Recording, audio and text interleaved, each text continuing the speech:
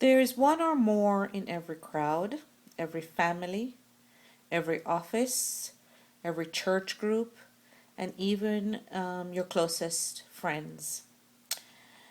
They attack you when you least expect it, and you're left confused and disappointed. So, who are they?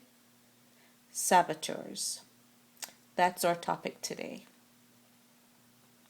Have you made positive changes to your life and have been surprised at how others react? Do you find that your friends and family act as though your growing, your actual growth, is a threat to them? Are they not supporting you in the ways that you expected them to? Well, we all at one time or the other encounter and are unfortunately related to people who, for whatever reason, focus on finding ways to sabotage you and tear you down and make you look bad, really just trying to make your life harder than it needs to be. That is their only agenda. They're angry, they're unhappy people who are persistent in their efforts, and they're addicted to their agenda, which is to tear you down. And even your absolute failure and demise won't satisfy that addiction to that agenda. And you just want them to stop. So don't be surprised if those closest to you try to sabotage your efforts. So, what is it that triggers them? A lot of times we find that it's jealousy. You're doing something great with your life, they are not.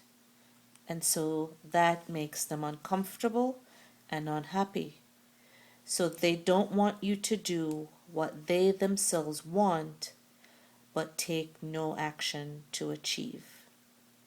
Or maybe they feel guilty. Maybe it's a situation where you're losing weight and they're not. So they might tempt you to eat things to keep you unhealthy. Maybe they don't want you to lose the weight and become the thin one. They want you and the old you to stay the way things are. Now, there are really four destructive behaviors that we should recognize when there are people that are trying to sabotage us.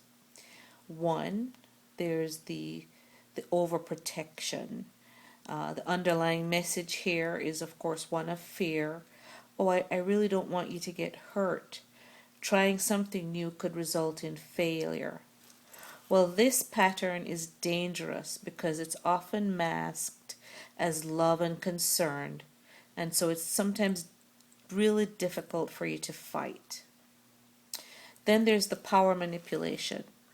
In this form of sabotage, people attempt to take away your personal power in order to maintain their old relationship with you. They figure that if they treat you like a child, you will give in to their suggestions like a child. You know, what idiot told you that it would be a good idea to go back to school? Or, do you honestly think you'll keep the weight off? That's all part of the manipulation. Now, the third destructive behavior is leveling. Now, this is for people who feel inadequate and sometimes try to level those who have what they want. So they try to bring you down to their level. Your success, they realize, could pose a threat and cause them to sabotage you in any way they can in order to bring you down to their level.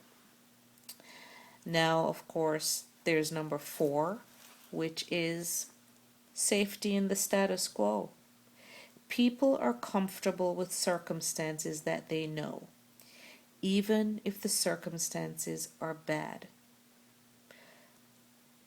They feel that a change for the better is still a change, but they won't go after it.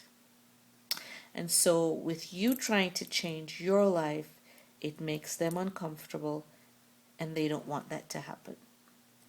So what's happening is a complete threat to familiarity and the security of the status quo. So don't be surprised if others perceive your reconnection with your authentic self as something threatening that they need to destroy.